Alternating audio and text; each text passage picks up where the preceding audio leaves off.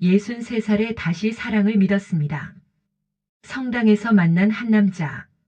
따뜻한 말 한마디에 얼어있던 제 마음이 다시 움직이기 시작했죠. 남은 인생. 이제는 행복하게 살 수 있을 줄 알았습니다. 하지만 결혼 6개월 후, 제 통장도 제 마음도 제 인생도 조금씩 무너지기 시작했습니다. 그리고 어느 날 알게 됐습니다. 그 남자에게 저 말고도 다른 여자들이 있었다는 걸. 오늘 이야기는 늦은 사랑을 믿었던 한 여자아이. 아프고도 긴 이야기입니다. 사연 시작 전에 부탁드립니다. 이런 가슴 아픈 이야기와 따뜻한 인생 이야기가 좋으시다면 구독과 좋아요 한 번씩 부탁드립니다. 여러분의 작은 응원이 또 다른 이야기를 만드는 큰 힘이 됩니다. 그럼 지금부터 63세에 다시 사랑을 믿었던 한 여자의 이야기를 들려드리겠습니다. 63. 사람들은 그 나이면 이제 인생이 잔잔해질 거라 말했다. 하지만 내 삶은 그때부터 다시 무너지기 시작했다. 남편과의 결혼 생활은 38년이었다. 처음엔 사랑이라고 믿었다. 아이 둘 키우고 시부모 모시고 남편 뒷바라지하며 살다 보니 어느새 내 이름보다 누구 엄마 누구 아내로 불리는 게 익숙해졌다. 그래도 참고 살았다. 그 시대 여자들은 다 그렇게 산다고 배웠으니까. 하지만 마지막은 너무 허무했다. 어느 날 남편 휴대폰에서 젊은 여자와 주고받은 메시지를 보게 됐다. 당신 만나면 숨 쉬는 것 같아요. 손이 떨렸다. 그날 밤 남편은 오히려 화를 냈다. 이 나이에 뭘 바라는 건데? 그 한마디에 내 마음이 완전히 무너졌다. 며칠을 울다가 결국 이혼 도장을 찍었다. 38년 결혼 생활 끝에 나는 황혼 이혼을 했다. 남편은 평생 무뚝뚝했고 결국 다른 여자까지 생겼다. 아이들은 말했다. 엄마 그냥 참고 살지. 하지만 더는 그렇게 살 수 없었다. 이혼 후 작은 원룸에서 혼자 살기 시작했다. 처음엔 자유로웠지만 밤이 되면 외로움이 밀려왔다. 그래서 매주 성당에 나가기 시작했다. 그곳에서 정우를 만났다. 아내와 사별했다는 그는 참 다정한 사람이었다. 내 이야기를 끝까지 들어줬고 늘 따뜻하게 웃어줬다. 그동안 많이 힘드셨겠네요. 그 한마디에 눈물이 났다. 우리는 함께 밥을 먹고 산책을 하며 가까워졌다. 오랜만에 가슴이 두근거렸다. 어느 비 오는 날, 정우가 내게 조심스럽게 말했다. 남은 인생 저랑 같이 걸어주실래요? 나는 다시 사랑을 믿게 됐다. 하지만 그 선택이 내 인생을 무너뜨릴 줄은 몰랐다. 정우와 함께하는 시간은 따뜻했다. 아침마다 안부 전화를 해주고 성당이 끝나면 늘 내 손을 잡아줬다. 오랜만에 누군가에게 사랑받는 기분이었다. 우리는 함께 시장도 가고 공원도 걸었다. 웃는 날이 점점 많아졌다. 정우와 손을 잡고 집으로 돌아오던 날 나는 오랜만에 거울 앞에 오래 서 있었다. 희끗해진 머리를 정리하고 립스틱도 발랐다. 몇십 년 만인지 기억도 안 났다. 가슴이 이상하게 두근거렸다. 내가 아직도 여자인가? 그 생각에 괜히 웃음이 났다. 정우는 참 자상했다. 아침이면 꼭 전화를 했다. 식사는 하셨어요? 오늘 날씨 좋던데 산책 나가세요. 누군가 나를 챙겨준다는 게 이렇게 따뜻한 건지 잊고 살았다. 우리는 거의 매일 만났다. 성당 봉사도 같이 하고 재래시장도 손잡고 다녔다. 시장에서 떡볶이를 먹다가 내가 웃자 정우가 말했다. 웃는 모습 보니까 젊을 때 인기 많으셨겠네. 나는 얼굴이 빨개졌다. 그 나이에 그런 말을 듣게 될 줄 누가 알았겠나. 친구들은 부러워했다. 야, 너 완전 연애하네. 황혼 로맨스네 아주. 처음엔 쑥스러웠지만 점점 행복해졌다. 혼자 돌아가던 캄캄한 집에도 이제는 기다리는 사람이 생겼다. 어느 날 정우가 작은 상자를 내밀었다. 열어보니 은반지였다. 비싼 건 아닙니다. 그냥 앞으로도 제 옆에 있어 달라는 뜻이에요. 눈물이 핑 돌았다. 나는 떨리는 손으로 반지를 꼈다. 그날 밤 딸에게 조심스럽게 말했다. 엄마 좋은 사람 만났어. 하지만 딸 반응은 차가웠다. 엄마 또 상처받으려고 그래. 그 나이에 남자 조심해야 돼. 순간 기분이 싸해졌다. 왜 그렇게 말해? 요즘 황혼 사기 많잖아. 엄마 돈 없지? 괜히 이용당하지 말고. 서운했다. 물론 걱정하는 건 알았다. 하지만 내 행복보다 의심부터 하는 딸이 야속했다. 며칠 뒤 아들도 찾아왔다. 엄마, 솔직히 재혼은 좀 아니지 않아? 우리가 뭐 부족하게 했어? 그 말에 가슴이 철렁 내려앉았다. 아이들은 내가 외로웠다는 걸 몰랐다. 같이 살면서도 평생 혼자였다는 걸 몰랐다. 나는 처음으로 아이들에게 화를 냈다. 엄마도 사람이다. 엄마도 행복하면 안 되냐? 그날 이후 아이들과 연락이 뜸해졌다. 하지만 정우는 내 손을 꼭 잡아줬다. 너무 속상해하지 마세요. 시간 지나면 이해할 겁니다. 나는 그 사람 품에서 울었다. 그리고 더 깊이 믿게 됐다. 이 사람이라면 남은 인생 괜찮겠다. 앞으로도 제 옆에 있어 주세요. 나는 결국 그의 마음을 받아들였다. 하지만 아이들은 반대했다. 엄마, 사람 쉽게 믿지 마. 괜히 상처받지 말고. 서운했지만 나는 행복했다. 몇 달 뒤, 정우는 조심스럽게 같이 살자고 말했다. 혼자 있는 집으로 돌아가기 싫었던 나는 결국 고개를 끄덕였다. 그렇게 우리는 함께 살기 시작했다. 처음 몇 달은 정말 꿈 같았다. 하지만 결혼 후 6개월쯤 지나면서 정우는 조금씩 달라지기 시작했다. 결혼 후 처음 몇 달은 행복했다. 정우는 여전히 다정했고 나는 늦게라도 좋은 사람을 만났다고 믿었다. 그런데 6개월쯤 지나자 이상한 일들이 생기기 시작했다. 마트에서 장을 볼 때마다 정우는 돈 이야기에 예민해졌다. 그렇게 돈 함부로 쓰면 안 돼요. 생활비도 대부분 내 연금으로 나갔다. 내가 조심스럽게 물었다. 관리비는 어떻게 할까요? 그러자 정우는 짜증 섞인 목소리로 말했다. 당신이 좀 내면 되잖아요. 그날 이후 마음이 불편해지기 시작했다. 어느 날 새벽, 정우가 거실에서 누군가와 몰래 통화하는 걸 들었다. 조금만 기다려 곧 정리될 거야. 내가 나오자 그는 급히 전화를 끊었다. 며칠 뒤엔 은행에서 전화까지 왔다. 배우자분이 공동명의 통장 문의를 하셨습니다. 순간 심장이 철렁 내려앉았다. 나는 그런 얘기를 들은 적이 없었다.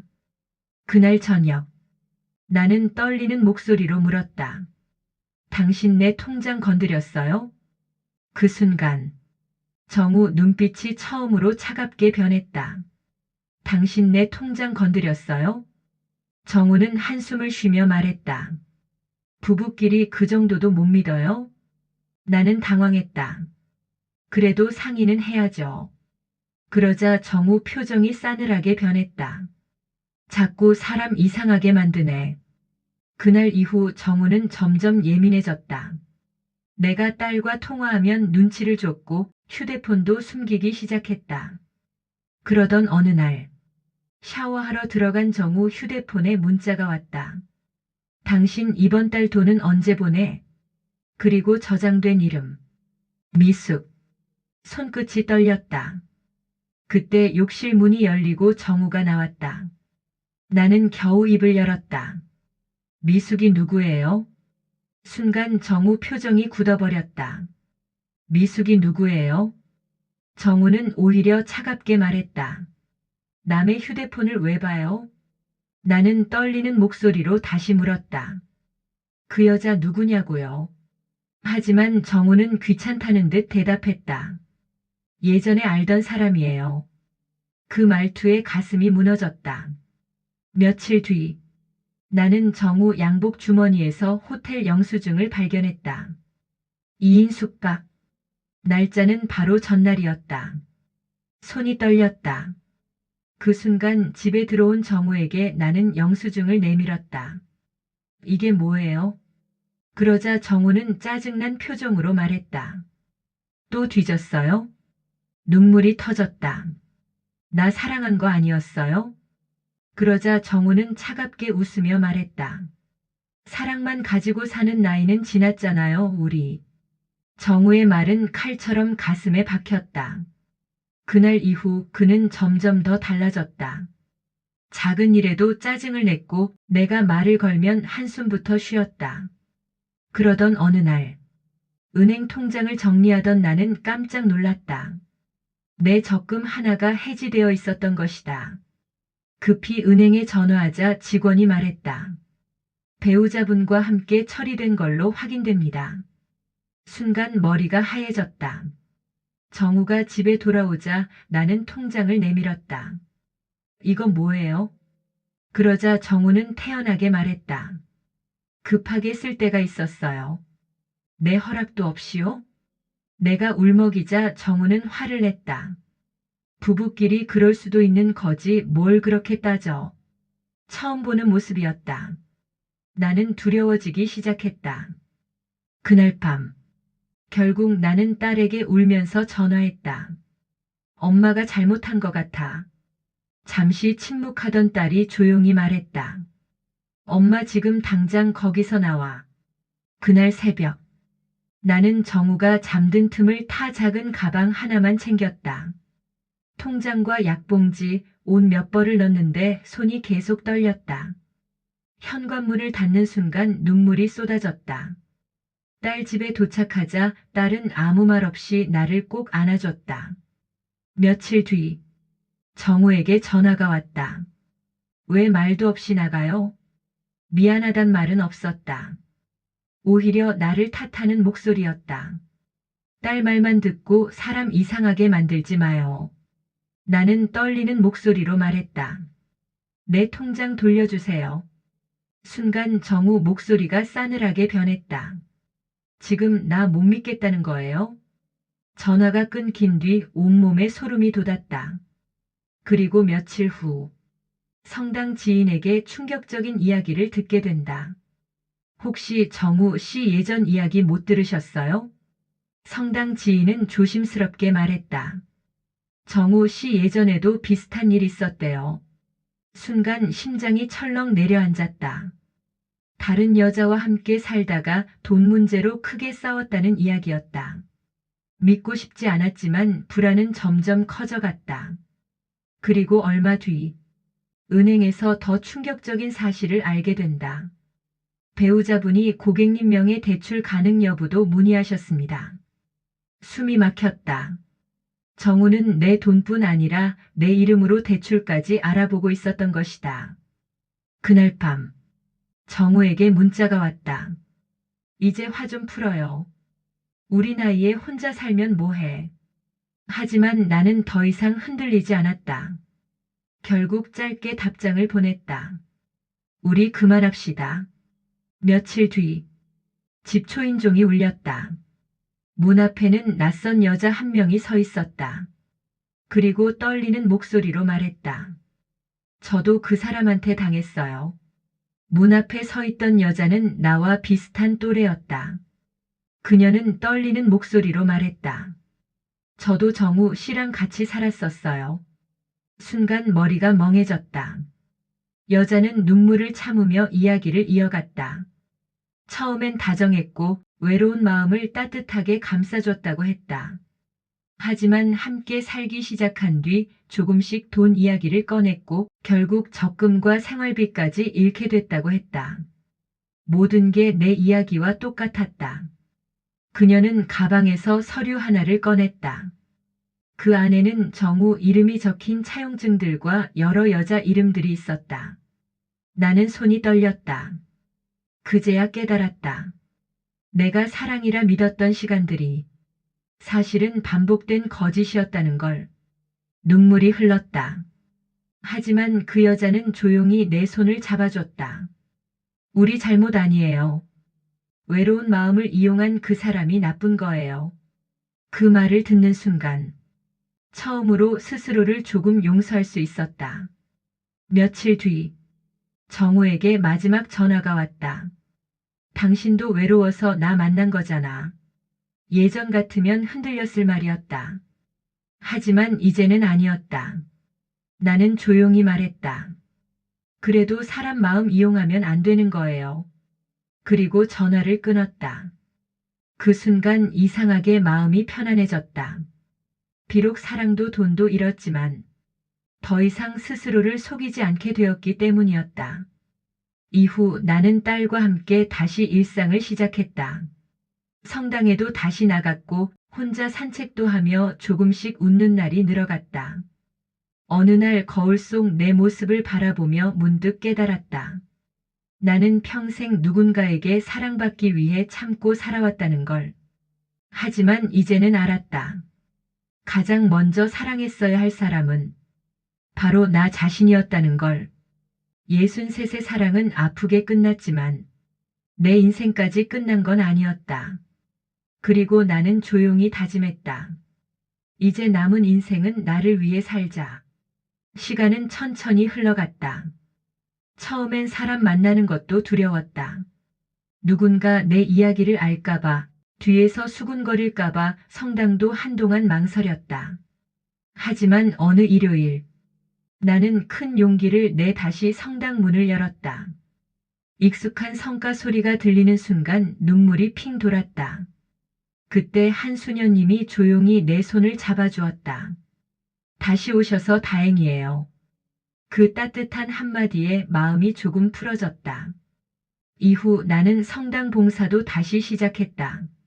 처음엔 고개도 못 들었지만 생각보다 많은 사람들이 나를 따뜻하게 대해줬다. 그리고 어느 날 비슷한 일을 겪은 중년 여성들과 작은 모임을 가지게 되었다. 남편에게 상처받은 사람, 사기 같은 사랑에 속은 사람, 외로움 때문에 무너졌던 사람들. 모두 다른 사연이었지만 눈빛은 닮아 있었다. 나는 조심스럽게 내 이야기를 털어놓았다. 그러자 한 여성이 울먹이며 말했다. 저만 그런 줄 알았어요. 그 말을 듣는 순간 가슴이 먹먹해졌다. 나는 처음으로 깨달았다. 아픔을 숨기는 것보다 누군가와 나누는 게 사람을 다시 살게 만든다는 걸. 집으로 돌아오는 길. 늦은 봄바람이 조용히 불어왔다. 나는 하늘을 바라보며 미소 지었다. 비록 늦었지만 나는 이제 조금씩 다시 살아가고 있었다. 시간이 흐르면서 내 삶도 조금씩 달라지기 시작했다. 아침이면 따뜻한 차를 마시고 가까운 공원을 천천히 산책했다. 예전엔 혼자 있는 시간이 두려웠는데 이제는 그 시간이 편안해졌다. 나는 다시 웃기 시작했다. 딸과 함께 시장도 가고 성당 봉사도 하며 하루를 채워갔다. 어느 날 성당에서 한 중년 여성이 조심스럽게 내게 말을 걸었다. 저도 비슷한 일을 겪었어요. 나는 말없이 그녀 손을 꼭 잡아주었다. 예전의 나라면 부끄러워 숨었겠지만 이제는 아니었다. 내 아픔이 누군가를 위로할 수도 있다는 걸 알게 되었기 때문이다. 집으로 돌아온 밤. 창밖에는 잔잔한 비가 내리고 있었다. 나는 거울 속 내 모습을 바라봤다. 주름도 많고 상처도 많았지만 이상하게 이제는 내 자신이 싫지 않았다. 그리고 조용히 미소 지었다. 그래, 이제 괜찮아.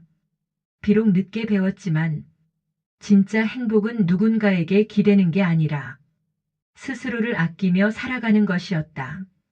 그날 밤 나는 아주 오랜만에 편안한 마음으로 잠이 들었다. 어느 햇살 좋은 오후였다. 나는 성당 마당 벤치에 앉아 따뜻한 커피를 마시고 있었다. 예전 같으면 지나가는 연인들을 보며 마음 한쪽이 시렸을 것이다. 하지만 이상하게 그날은 괜찮았다. 혼자여도 외롭지 않았다. 그때 휴대폰이 울렸다. 딸이었다. 엄마, 오늘 저녁 같이 먹자. 나는 웃으며 대답했다. 그래. 예전엔 아이들에게 짐이 될까 늘 미안해했지만, 이제는 알았다. 가족은 완벽해서 함께하는 게 아니라, 아파도 서로 기대며 살아가는 존재라는 걸. 저녁 식사 후 손주가 내 품에 안기며 말했다. 할머니 웃으니까 예뻐. 그 순간 마음이 울컥했다. 정우에게 상처받았던 시간들, 혼자 울던 밤들, 모두 멀어지는 기분이었다. 집으로 돌아오는 길. 늦은 봄바람이 조용히 스쳐 지나갔다. 나는 하늘을 바라보며 천천히 걸었다. 그리고 마음속으로 조용히 말했다. 그래도 내 인생 아직 괜찮구나. 비록 늦게 넘어지고 아프게 배웠지만 나는 결국 다시 일어섰다. 그리고 이제는 안다. 행복은 누군가가 주는 게 아니라 내가 스스로 선택하며 살아가는 것이라는 걸. 사람들은 말했다. 예순이 넘으면 인생 다 산 거라고. 하지만 나는 이제 안다. 사람은 몇 살이 되어도 상처받고 또 몇 살이 되어도 다시 살아갈 수 있다는 걸. 나는 사랑 때문에 무너졌고 외로움 때문에 속았다. 하지만 그 시간들이 내 인생 전부는 아니었다.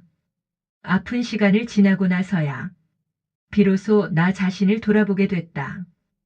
혼자 밥을 먹어도 괜찮았고 혼자 산책하는 저녁도 더 이상 외롭지 않았다. 이제는 누군가에게 인정받기 위해 살지 않는다. 좋은 아내가 되려고, 좋은 엄마가 되려고.